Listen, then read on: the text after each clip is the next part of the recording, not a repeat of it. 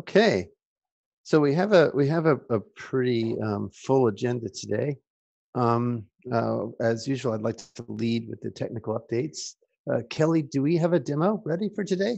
We do have a demo. We're excited to show off the work that's happening in collaboration with the Whiteblock team. I'm going to go ahead and give the development update. Zach is in the process of joining, so he'll be here in a few minutes, but that would give me some time to speak to other things. Is that okay? Yeah, of course. But before we jump into that, I'll just finish off what the agenda is for today. So we have a development updates and then a demo. Kenny had something come up, so I'll be covering his report card, um, and then um, and then we'll talk about some of the stuff that's come up in Discord, as well as the policies that the board voted in terms of what to do about things that have happened in Discord. And then I'd like to begin to turn our attention a little bit to higher level issues that have to do with the co-op's mission, why we're doing this kind of stuff. So with that in mind, let me hand it over to you, Kelly, to give the dev update. Sure. Let me drop a link here in the chat. Share my screen. Hi, everyone. Happy to be here today to give the community update number 52. The link is in the chat if you'd like to follow along on your own. Otherwise, I'm sharing my screen showing that document. Just a quick update on testnet. We are still not able to fully support a public testnet. There are known blockers. There is a link here to a JIRA report that will show you exactly what those known blockers are, and will show you the status as it relates to the ones that are done and the ones that are in progress. One of the things that we're noticing as a development team is that sometimes you chase some of these issues down, and as in part of that, you learn more things. So in some cases, it's a bit of a whack-a-mole, where we are, pursuing, investigating an issue, and then discovering maybe another one as a part of that. But in general, as we are marking things done, we are seeing incremental improvements and good steps towards building stability in the platform. That stability is what will help us deliver a testnet that is, available and stays up and supports especially DApp developers and likely validators for getting on the platform and giving it a go. In the meantime, if you are a DApp developer or a likely validator, feel free to join us for our tests on Tuesdays. That's a great place to get started with our node. You can work on the latest. You can work alongside with the dev team. That is a good place to get started while we continue work to deliver a public testnet. That work absolutely is the number one priority for most people on the team today. So as we go through that, you'll see that pop up a number of times. Related to Mercury requirements and their acceptance criteria, as I mentioned, or I guess probably Ned mentioned last week since I wasn't here, that work is in this current sprint. We are in week 2 of that 2-week sprint for dev team members to sketch out tests and to begin that review process so that we have the use case, we have a suggestion of what that test might look like, and then once we all are agreed that that's a reasonable test to prove that use case, we'll start building those out. You can certainly see where we are with that work. There's a link to features.md, and there are a couple pull requests that are currently open related to that document. We are working with Whiteblock, working very closely with Zach and his team yesterday and today to help them finish off their infrastructure setup, review the documentation that they have in place, and Zach will give a demo for what we have, where they are, and we're looking forward to getting started more to implement our test scenarios into their infrastructure and play with the tools that they have. Just really quickly, an update on our holiday schedule. With the dev team, we'll be taking some time off, a little bit of time off between Christmas and New Year holidays. As a reminder, we have been in a vacation and travel blockout since last November. So most of us have not had any vacation. So we're going to take a little bit of time. But in general, we're still operating under that policy of nobody's going to take huge vacations between now and the launch of Mercury. We are very dedicated to delivering Mercury with you and for you. Our current sprint does end on Christmas Eve, and we're going to press pause and not start a new sprint on that day, but we'll start our next one on January 2nd. For those on the team who will be working during that time, there is a very clear backlog. They know what to do. They're not going to be floundering. But also as related to Christmas and New Year's holidays, we will not be having community node testing on December 25th or on January 1st. We will resume that on January 8th. Let's see. The rolling team, Danyar is working and finishing off work on the block store. Basically, where he is right now is making sure that all of his work passes through integration tests. That's no small feat. This is a very large project, but he intends to get that work completed by end of the week, which means that our next release will include the new block store, and this is going to be very beneficial to node operators who would like to join the network, catch the state of the network. For whatever reason, bring down their node and then rejoin, knowing where they left off. That's going to be a big help to node operators. Rolling team is also supporting stability work. This is largely related to unit tests and rolling. Our output for the fails on that test have not been very explicit, meaning that it's not very helpful to understanding exactly what's not working. So they're improving that messaging. And then there are some other blocks, other bugs that they've been working on, and then of course the block store. The Casper team is very much focused on stability work. Most of the tickets that you'll see in that filter related to testnet relate to Casper work that's in progress. The Casper team is working very closely with members also from the Node team and the RSpace team to work on those bugs. One of the big things that's coming in either today or tomorrow is the work to remove deploys from finalized blocks. This will help alleviate problems with node running out of memory, is to take some of that information out of finalized blocks. And then we are investigating the issue of node hanging on proposed. This is something we saw not only in the test yesterday, but we've seen it before. It's kind of a tricky bug to nail down. We do have an internal test planned with the team later today, or actually early tomorrow. And that's one of the things that we're going to be investigating together on a network. The Node team, Sebastian is working on implementing a new metrics API. I'm not going to read everything that is here, but basically, in short, it's improving the metrics and reporting from Node. And our SRE team is going to pick that up and run with it because it will help us better understand what's happening on Node and in the network. Storage team, as I mentioned, is working very closely with Casper. That does mean that Peak is on hold for the moment, which is what their next feature work. SRE team is also very much focused on stability work. This largely means improvements to the test infrastructure. They're getting ready to, like I said, use that new metrics API, and that will improve our monitoring and reporting. The dev website, the site migration is complete. There is work right now, like this minute, in progress to make some updates to developer.coop. And this will, those updates will be twofold. One, to put information about RNode 8.1, which was released last week, as well as to put information on the Rev issuance page related to the new timeline for Mercury and other information that was inaccurate and needed to be updated. So that's a lot. Let me pause there. Does anybody have any questions?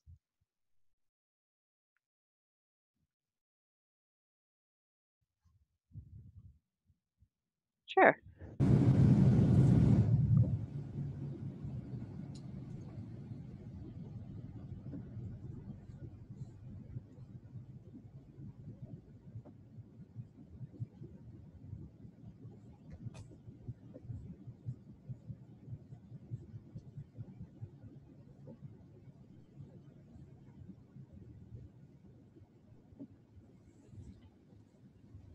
So the one on the 26th and the 2nd, the 26th is going to be much more informal. We can live stream it if you have the if you have the cycles to do that. Otherwise, just the main thing is mostly just a wrap up of the year. It's not intended to be a formal community status, but rather more about wrap up on the year and sort of establishing some community spirit. We should return to a more formal status on the 2nd of January, even though the dev team will just be getting back into the swing of things. But there's still lots of stuff to cover over and above that. So we expect the 2nd of January to be a normal one. But I did have some questions for Kelly. Do we have a sort of a sense of we've been doing a bunch of requirements work on the MVP and do we have a sense of when we'll be complete with respect to acceptance testing criteria for the requirements that we have all agreed?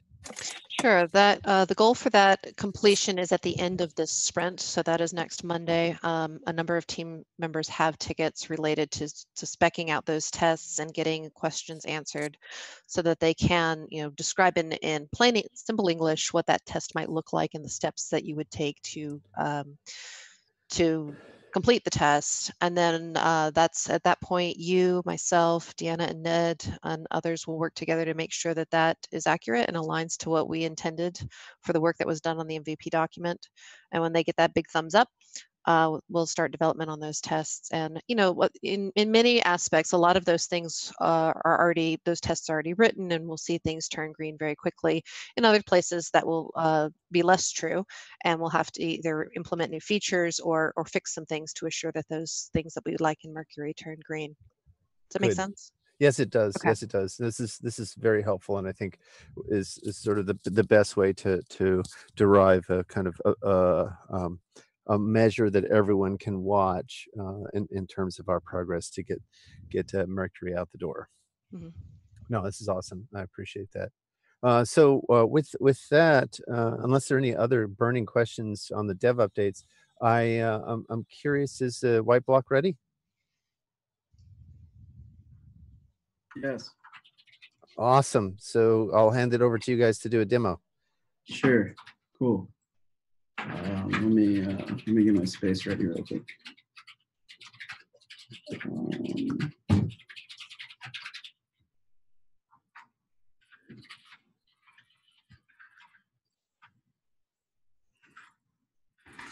All right. Do you guys see that? Yes. Cool. So I'll get started. So we're gonna do we're gonna build RChain real quick. So we already have a network built out right now, but I'm just gonna do it again. So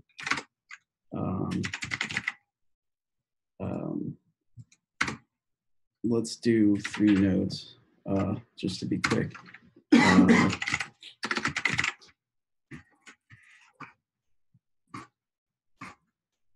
So if you don't choose the default parameters, that'll actually like populate everything in your config file. So you can indicate specify any additional configurations you may need or want.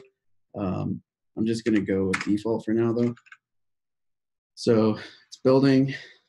This process automatically populates or provisions the nodes themselves with the client, sets up the validators, peers everybody, sets up the bootstrap node, does everything, the entire process of building out the network.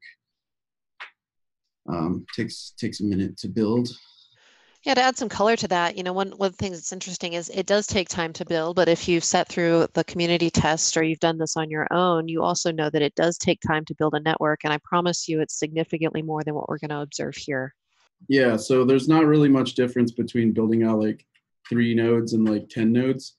It's generally like takes about a minute or less. I don't know, however long that was. So it's built out now. Now we can see, let's see. Oh, hold on.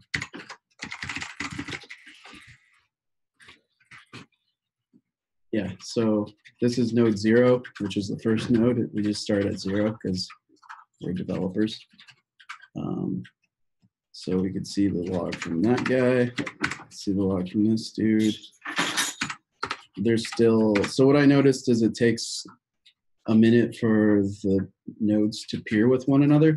That's not the result of our environment. That's just the protocol itself. So I kind of just run that over and over again. All right, so now they're all peered. All right, so let's see. Now we want to, so it's important to note that each one of these nodes are have their own local area networks. So they each have their own individual IP addresses, and they're communicating through the wide area network. They're not communicating through like local area network or anything like that. So there's actually like logical latency as well as a bit of network latency that's going to be inherent. We haven't added any additional network latency or anything like that. So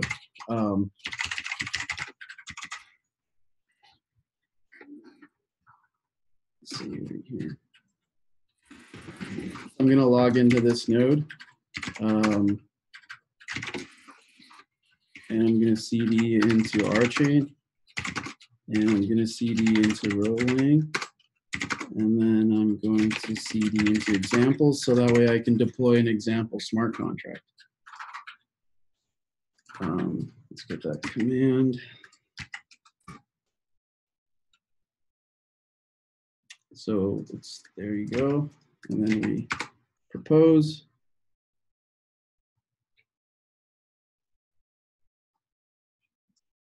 And it's been added. So then we'll see that they're all together on this one. So they're on block B16 here. Let's go into here and we'll do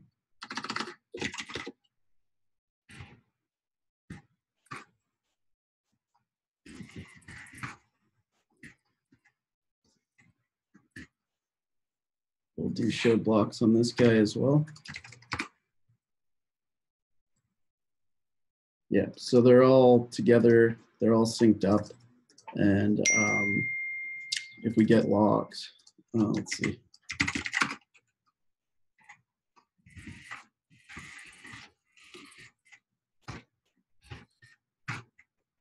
We can see that the smart contract's been deployed. So that's pretty much it. It's pretty fast, but it's much easier than building everything out manually and doing it on your own.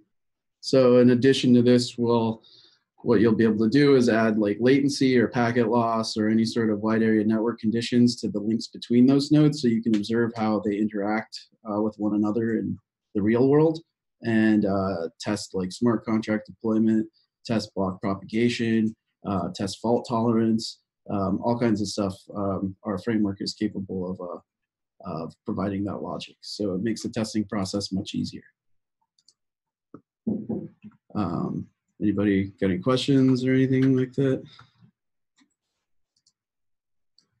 So I just want to say this is pretty awesome. This is really it's very much what I was hoping for, and it's great to see you guys delivering within the framework that we sketched out. It makes us feel really good about the partnership, and looking forward to the next phases. But this is just fantastic. Yeah, so to give a little bit of background, like this process would manually take me probably over an hour to do traditionally, and like working.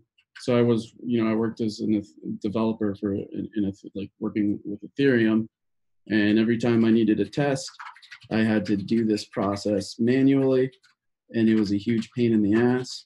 And if I was working an 8-hour day, 4 hours out of that day at least were just spent tearing down the test network and rebuilding it, even if I was just doing it locally.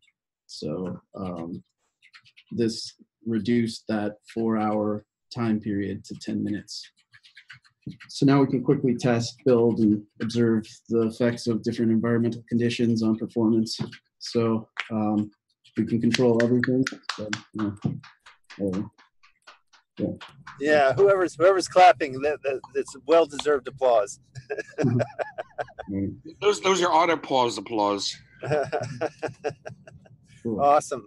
Yeah, no, I'm excited because it has lots of applications, not just in the performance testing.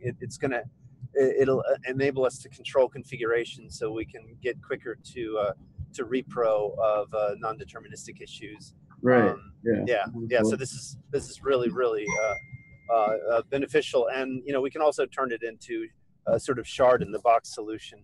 So then you can also integrate with your CI/CD, so that way you can pull whatever images or anything else you'd like to test. So you can do regression tests or unit tests or whatever it is you need to do.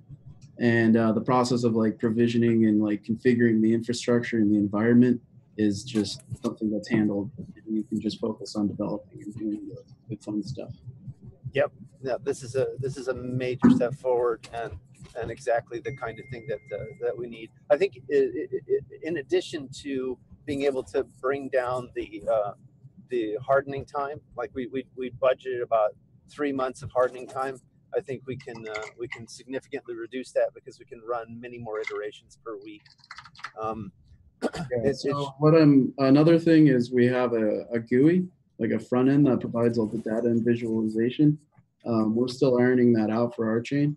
So that'll be available shortly, but you can still get all the logs that you need and all of the relevant data to like start testing now. So we'll turn this over to you guys whenever you want. If you want to set up a separate call, we can go over it, and we'll provide you with like the credentials to log in and access the platform. So this is very good. This is fantastic, and the kind of work that makes us feel really good about moving toward getting the MVP out the door and moving on towards the Venus features. Really appreciate this work. Yeah. Yeah, thank you. Yeah, looking forward to continuing working with you guys. Everything's been pretty smooth so far. Excellent. Yeah. And also, we appreciate the feedback on documentation and other stuff, because we know we need to improve. So yeah, really... I rewrote the Docker file and I pushed that.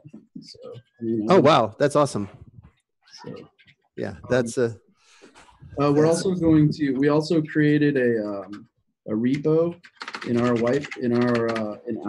GitHub for Whiteblock called RNode, which is going to contain all of the relevant like utilities and like stuff that we come up with, like test libraries and resources, so that way the community can validate any of the results.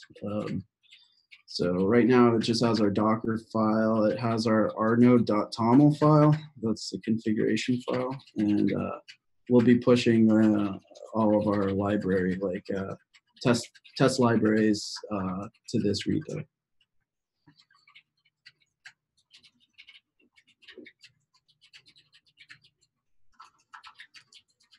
I need to pull up an email from Kenny. We had just found out.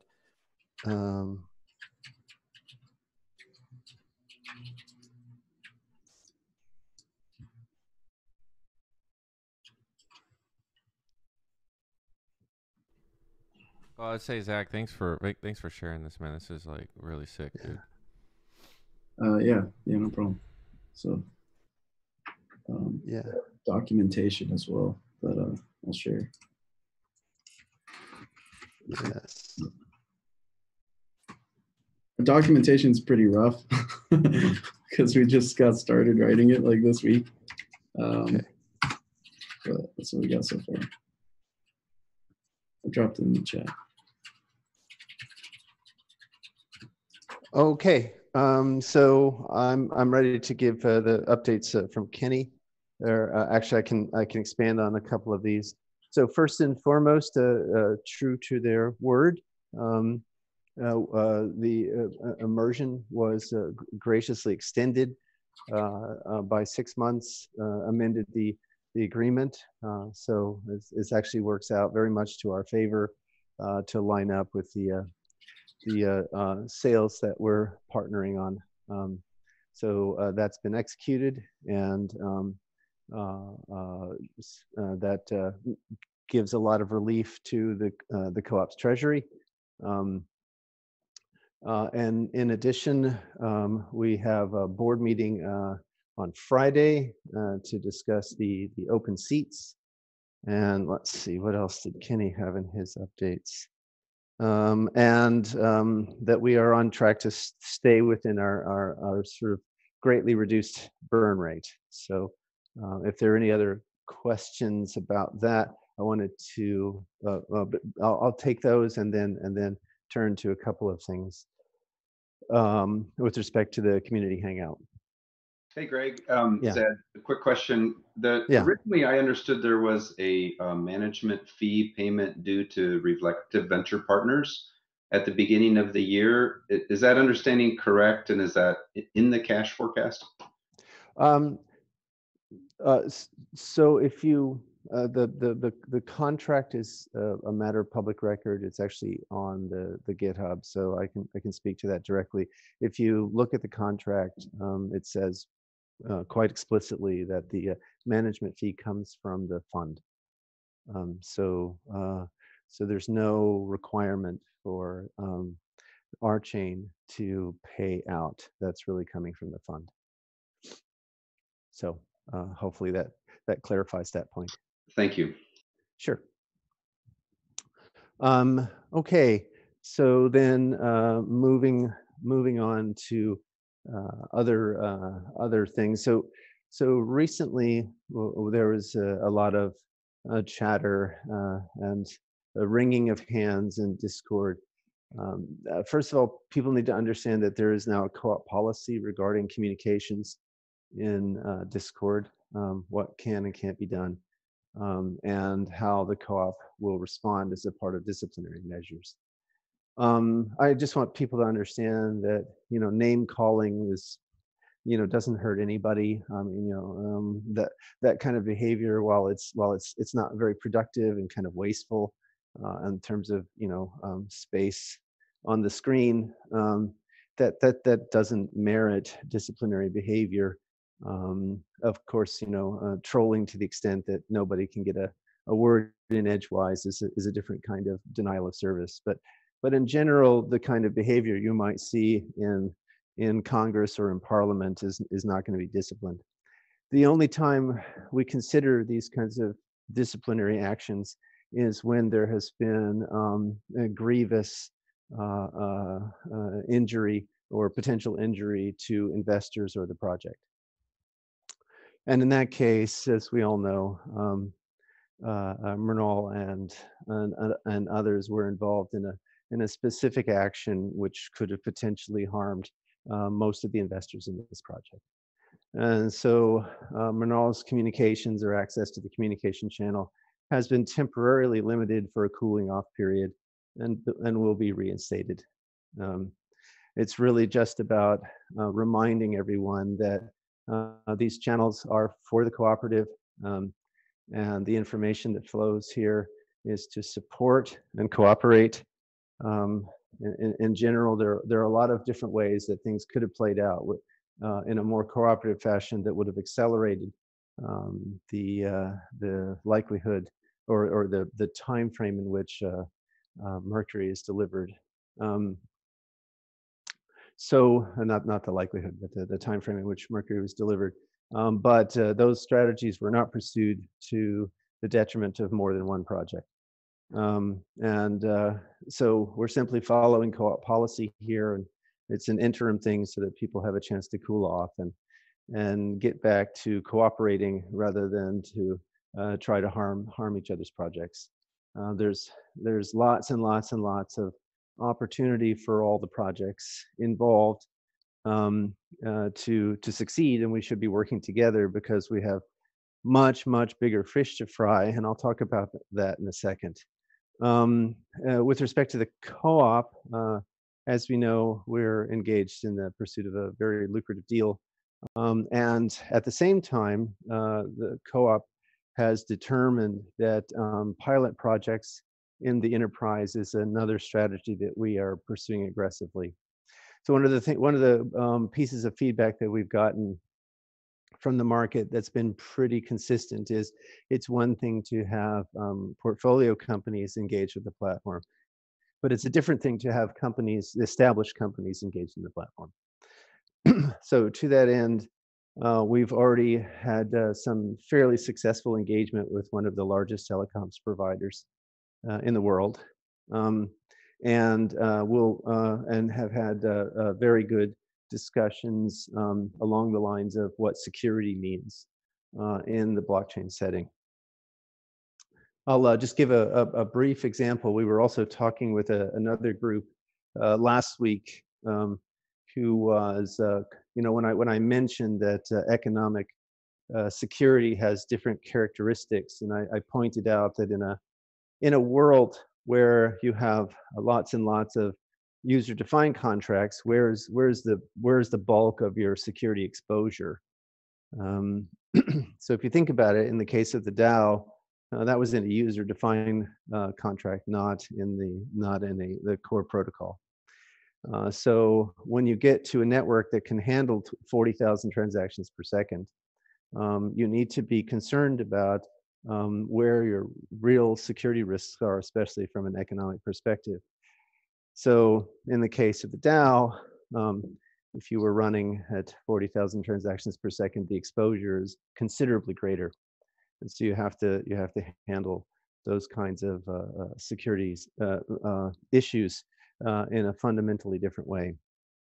And this is what RChain addresses with the behavioral types. We are when I spoke with this other group, they were suggesting that the traditional security measures in a distributed system would be sufficient. In other words, to isolate the DAO contract economically. But I think, or isolated in the network was their proposal. But what that means in this setting is to isolate it economically. And that simply doesn't work as a security measure. A smart contract that is isolated economically is dead. It's not a viable contract. And so when we talk about our traditional security measures, we have to think differently, and that's exactly what the behavioral types begin to address, and why we think that RChain has some strikingly significant proposals for security, the kind of security measures that are necessary when we get to the performance characteristics that we're talking about, and that are necessary in order to run the platform. So when we talk about these with these large telecoms providers, their ears prick up. They become enthusiastic. I think we're going to be enjoying more of these kinds of potential partnerships with enterprise in the not too distant future. And this is important because we need to be able to show adoption not just with the brand new markets, the blockchain markets, but also with the incumbent and existing markets. And that's going to be a feather in our cap more and more as we go forward. So that is an extension of the updates that I wanted to give before, and connects back to what I was saying. There's plenty of work to go around for all projects to succeed. It's really there's so much, so many problems that have to be solved, and we can get to solutions by cooperating much faster than we can by trying to play zero-sum games. If even in a bear market or a crypto winter, we need to think a lot about how it remains practical to have an abundance mindset, as long as you remember that the abundance that we have is an abundance of work. You know, like what Zach did with Whiteblock. You know, take a real problem, a real pain point, solve it, and you know, people recognize that value almost immediately. So to that end, I wanted to shift gears a little bit and remind people of, you know, what it is we're doing this for. You know, what are some of the stated aims with respect to the co-op, and certainly my personal aims, and how these things all fit together. So, Christian, are you ready with that clip? Yeah, I'm gonna try to get it going. Okay, so while you're teeing that up, let me introduce it. All right, so Christian's about to play a clip of Greta Thunberg.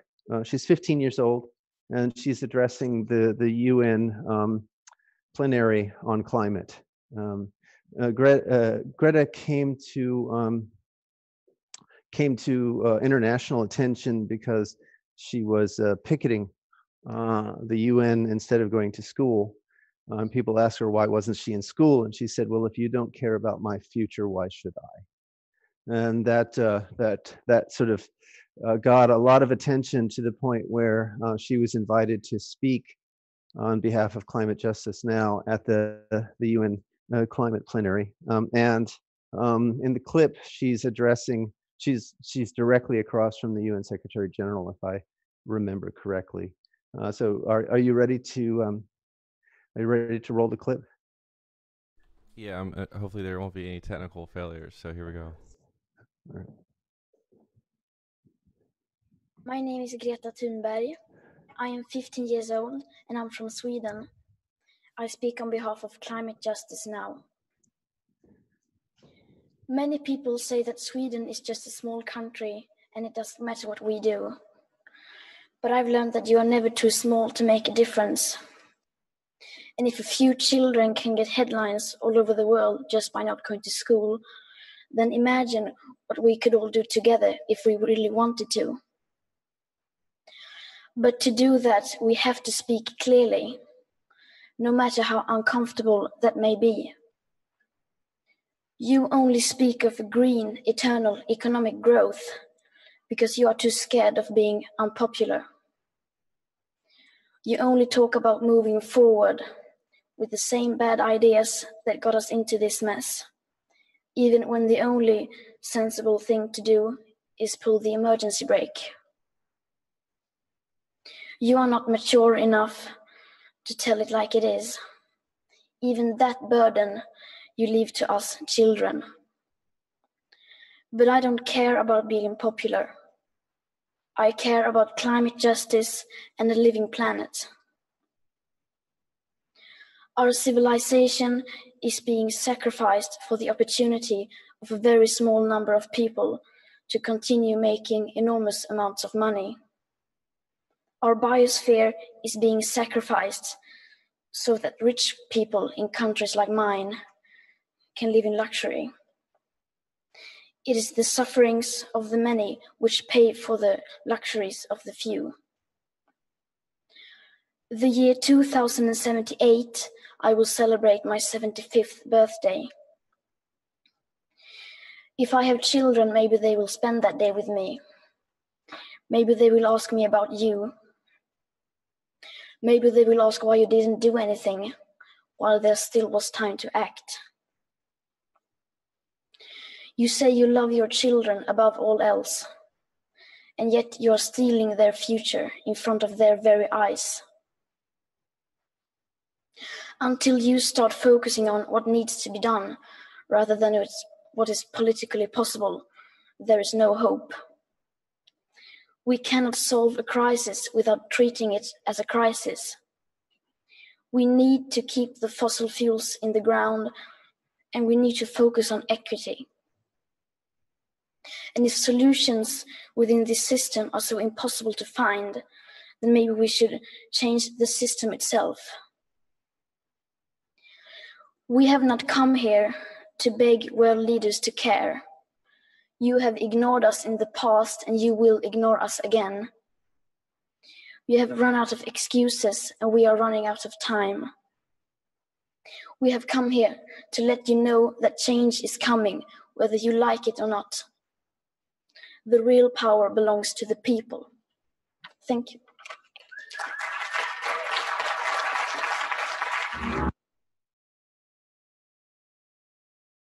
Thank you, Christian. I appreciate you playing that clip. Wow. So again, go ahead. I said, wow. Yeah, I mean, I think what we're going to find is that there are more and more of these angels that are showing up to help remind us of the task that's in front of us. You know, Greta Thunberg is a little angel who speaks clearly and is not afraid to be uncomfortable, and that's what RChain is about. We're trying to speak as clearly as possible to those who listen. We have So to Greg, yeah. hello? Go ahead. Hi, this is Jonathan. Many of you know that before RChain, I worked for 5 years developing the world's largest and most comprehensive computational engine to calculate the economic benefits of nature to the economy. And we did very, very practical things that helped save millions and millions of acres on the planet from development, because we gave nature a voice at the negotiation table. So I know personally what it takes to do practical applications of computer science and databases to issues like this. My concern is that from the way that we are currently articulating, or you're currently articulating, the relationship of RChain to planetary issues like this does not seem to, does not, I think, is not perceived by most people as having any traction. There's no practical, you know, how do we get from from A to Z with RChain. So I wholeheartedly, passionately believe that RChain can be a very, very important tool for planetary sustainability, but the way that we communicate it comes across as being kind of like flippant or flaky or not tractable. So I really think that if this is in fact a core mission of RChain, we need to tighten this up. We need to actually demonstrate with practical examples how this connects. Right. So I really appreciate it, and I realize that articulating how the dots are all connected is something that we need to do on a regular basis. It has been articulated, but it needs to be articulated again and again and again and again before the penny drops. So and that's exactly what I wanted to do with this segment. I think there's a direct connection in that to saying, well, we know you people in power are not going to do anything. We're going to do it ourselves. Well, if you have a controlled system centralized under the powers of money, you can't do that. And RChain will enable decentralization. Yes, but more. Yeah, it needs. I just want to make sure people hear me? It needs to be more tangible. Again, can people hear me? I can hear you. Okay, great. So I just want to respond. So I'll connect the dots for people. So first of all, any alpha code base, any brand new code base cannot be deployed against mission critical systems. You can't do it. So RChain, I will not recommend RChain to be used for supply chain management, real supply chain management problems in its first 3 years. It's a bad idea. We can build some prototypes and proof of concepts, but in production, that's a very bad idea. However, we can go after high volume, low risk.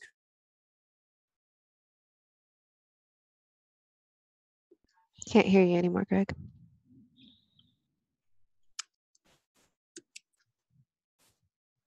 Yeah, I think he dropped. We lost you.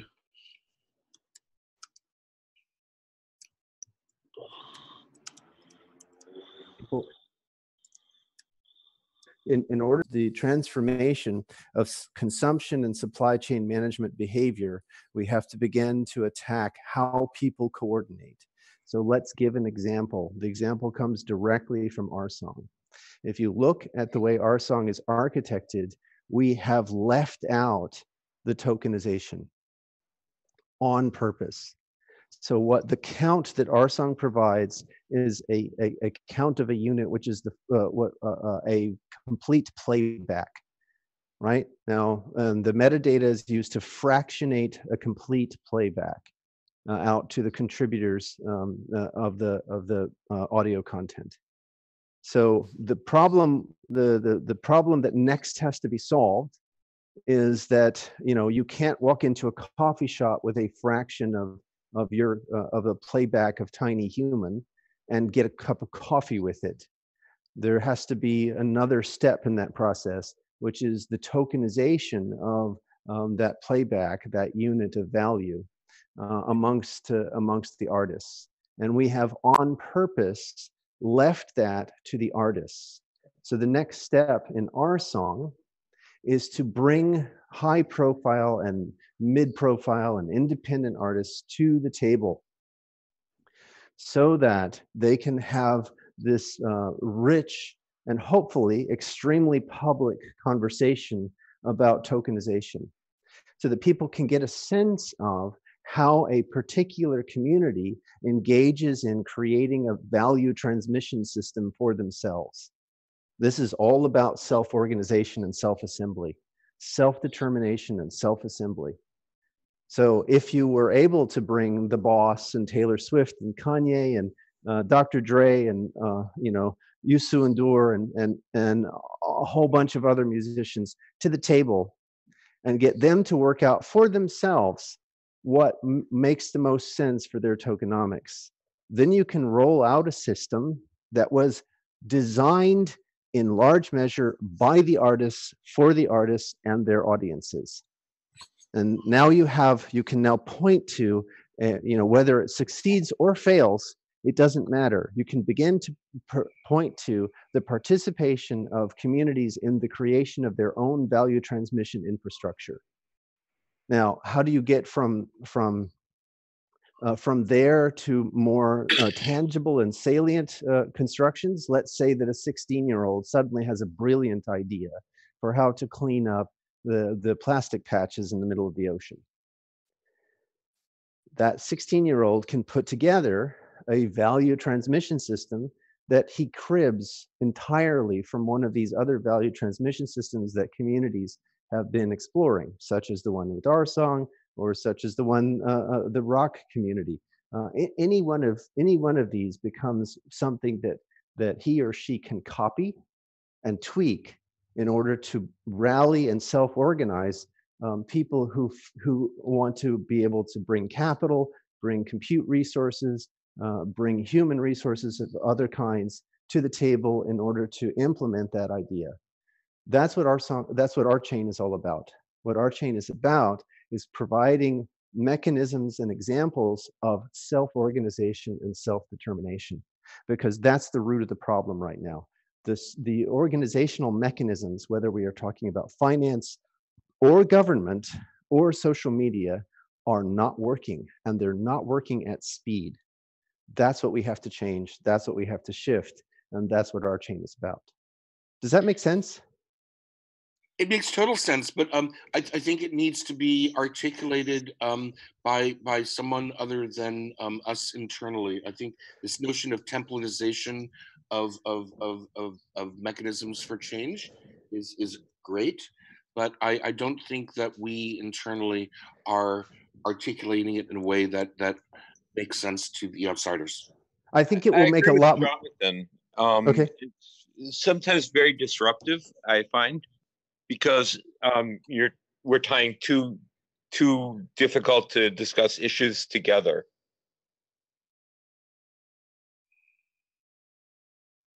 Well, these are wonderful comments. So I would welcome other efforts to help articulate this. Personally, I think it will make a lot more sense after we've done one or two of these. Sure. So after we've been able to point to, hey, look, we brought these artists to the table. They worked it out for themselves. Now the value transmission game is in their hands, right? Then people can kind of go, oh, I get it, right? They were able to design their own economy, and that economy, maximizes or optimizes for the things that these people care about. I'm reminded about a project I tried to undertake at Earth Economics after, I think it was 2011 or so, which was to do machine learning analysis of instantiations of natural law as embodied in human legislation.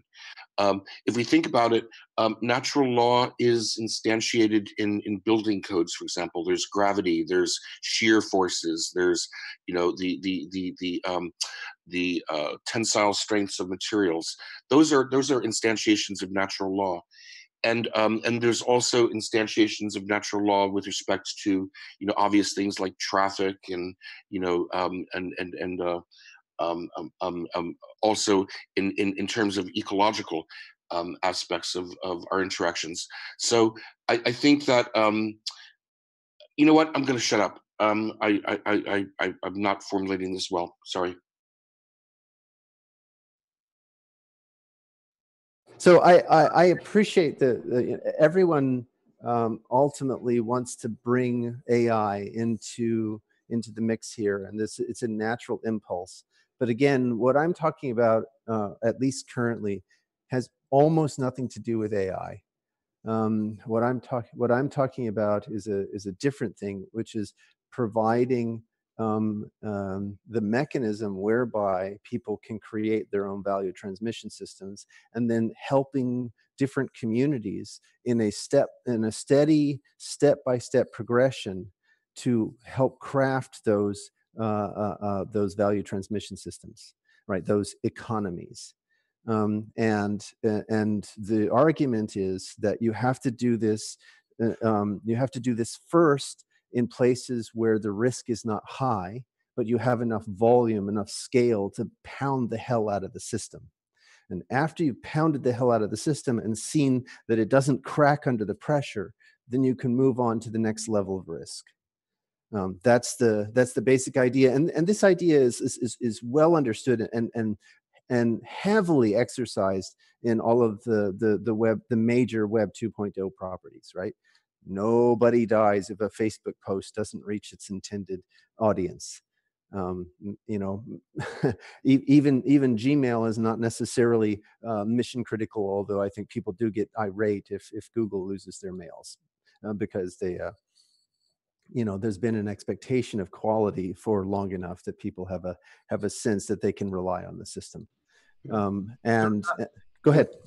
Thanks, Leslie. So my understanding, and somebody correct me if I'm wrong, but I have heard that in NASA, when they're writing code to do things like run the space shuttle, that 3 software engineers have to sign off on every line of code that's delivered, right? And so I think that's like mission critical, lives at stake type of stuff. Yeah, I mean, you know, I live in Seattle. You know, the Boeing has been here forever. You know, when you look at the kind of quality assurance measures that Boeing goes through, it would, if you apply those to RChain in the way that they're applied inside Boeing, RChain would be a 15 to 20-year project. Right. We don't have that kind of time horizon. We have to do this in a more agile way in order to get to where we're trying to go. So we're doing this, you know, there are 2 basic approaches. One is this approach that I've talked about, which has to do with dividing the market into risk sectors. And the other is the correct by construction methodology. And I've used this very successfully in industry. When I did BizTalk, I used the correct by construction methodology. And we delivered in 1.5 years, a system that had far more features than was normal in a Microsoft release. And we delivered it with a much smaller team to a much larger market. So the methodology, I'm quite certain works. And I believe it's been showing itself with RChain, right? The methodology has defined a big chunk of the feature set to the extent that we could really get them knocked out of at least knocked out in principle and code in a very short period of time. And now we're moving towards that sort of through that normal stabilization phase. So those 2 things put together is what differentiates this approach. But the approach is aimed and targeted within the context of providing this coordination technology for communities around the planet to begin to self-organize. And I don't know any other way to address the problem. We have to let people solve it on their own. They have to be able to self-organize, because it's only through this grassroots, ground-up effort, like the kind we saw with Greta Thunberg and many other communities out there, that we're going to be able to solve the problem at scale. We can't do this in a top-down fashion. And that's what RChain is about. Decentralization. Go ahead. And we have to empower the individual, okay, within the context of cooperative systems. And by giving the individual power, we together have great power. I absolutely agree, Jim. And to that point, again, Jonathan's request for practical examples and talking through how we've rolled out in terms of our business model. Well, if you look at RSong and you look at the proof MVP, what we've shown is that we have completely democratized the data market apps on the blockchain. RSong took 2.5 engineers about 6 weeks to get done. So now what that means is that any couple of kids in their garage can take the RChain code base as it is today, and build an MVP. So that empowers the individual, or at least, you know, the duo, if not the individual. I know that. I'm developing in the collab a robot on Discord, which you can play with in the collab Discord. Sweet, that's awesome. So I have kind of said my piece about this. You know, we're at the end of the year, and I just want to remind people, you know, why we're doing what we're doing and how all the pieces fit together. And I do want to listen to comments like Jonathan's and Alan's, you know, that maybe there are better ways to tell this story. And I'm wide open. If people have good thoughts about how to tell this story, I am all ears. But as we move closer and closer to the kinds of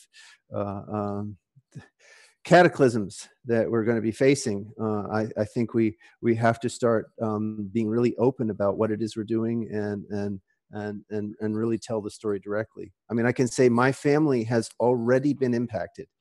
My wife's sister had a home in Malibu.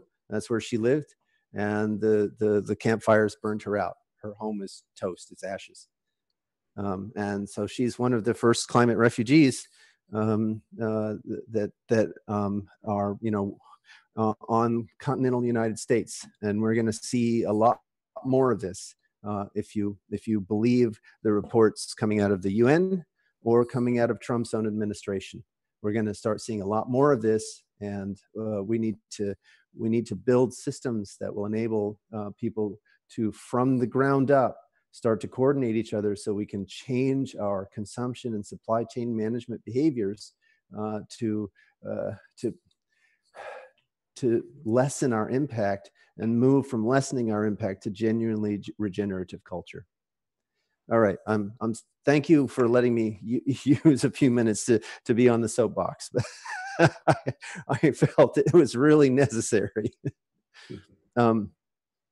So with that, unless there are any other questions, concerns, comments, I'm happy to call it a day for today. On that note of getting the word out, I want to share that we had a very successful Korean RChain week. Yay! We taught approximately 23 people in Korea about RChain and Rolang. Joshi and Isaac were absolutely extraordinary teachers. Jocelyn, because most of the people did not even speak English, it was simultaneously translated by Jocelyn into Korean. And there's some links here that Derek has posted. And there's many things that are happening as a follow-up because of this 5-day class. So I want to thank Joshi and Isaac and Jocelyn and HJ. Oh, thank you for running this. I'm delighted. I heard from Joshi today that there was interest in Rolang hardware, and I thought that was a fascinating coincidence, because literally the day before I was talking with Bob Moses, who is a hardware designer who has taken a strong interest in the Row VM that my son and I did back in the late spring of this year. Yeah. There's actually a vice president of a university who runs an FPGA lab, who I told him about your project with your son.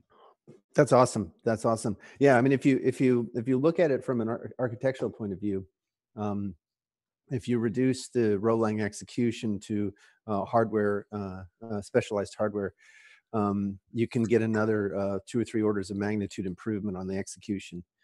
Yep. And then there's tackling the consensus protocol, and I think we have an extraordinary way to tackle that. So I think we can. I think we could actually get the network to the point where every single posting in every single social media app could be a smart contract. So if you think about Facebook has over 1 billion users, each user has streams that are hundreds of thousands of posts long, if not millions of posts long. If every single one of those were a smart contract, potentially with its own wallet, what would be the bandwidth and data and compute requirements to support that? And I think with the kind of hardware acceleration, we could provide a network that supports that. Well, there's a possibility of an R&D lab here in Seoul, so let's talk about that. Awesome. Very good. Okay, guys. With that, I'm going to sign off and have a Merry Christmas and Happy Holidays to all. Thanks, Greg. Bye, everyone. Thanks. Bye, everybody.